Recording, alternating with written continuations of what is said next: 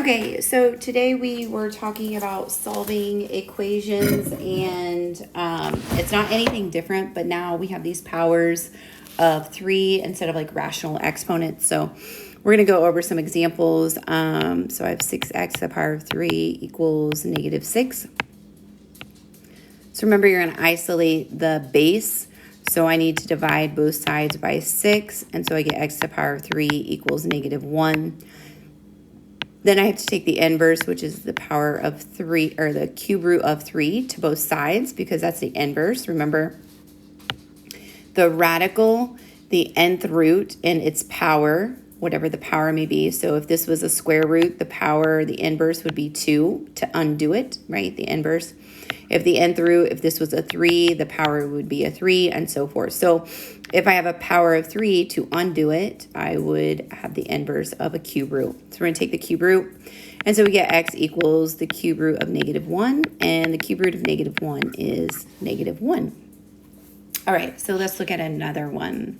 So if I gave you x to the 5th minus 32 equals negative 64. There's a negative here. Okay, so we are going to isolate our base. So we're going to move the 32 over. So I'm going to add 32. So I get x to the 5th equals negative 32. I'm going to take the 5th root, because that's the inverse of power of 5. And so I get x equals the 5th root of negative 32. And the 5th root of negative 32 is negative 2. Remember, we cannot have any decimals, so if you can break down your radicals, you need to break those down and leave them in radical form, so no decimals. Okay, so let's look at another one.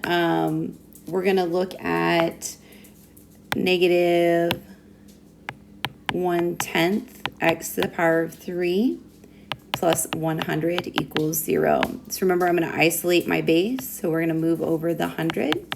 So it'd be a negative 100. So negative 1/10 x to the power of 3 equals negative 100.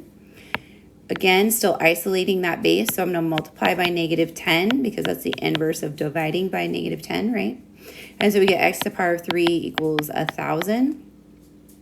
And then I'm going to take the cube root of 3, because that's the inverse of power of 3. And so we get x equals the cube root of 1,000, which x equals 10.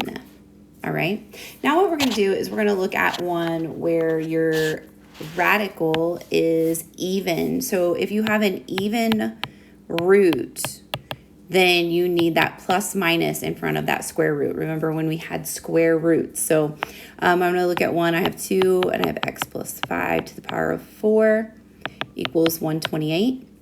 So again, this is my base. That x plus 5 is all to that power of 4. So I'm going to take the inverse. This is 2 times this, so I'm going to divide by 2. So I get x plus 5 to the power of 4 equals 64. Now I'm going to take the 4th root, since I have that base isolated, and I have x plus 5 equals a plus minus the 4th root of 64. I'll deal with 64 in a minute. Move the 5 over, so I'm going to have x equals negative 5 plus or minus the 4th root of 64. And then the 4th root of 64 is the 4th root of 16 times the 4th root of 4. And so then we get x equals negative 5 plus or minus 2 times the 4th root of 4. Okay? Let me know if you have any questions.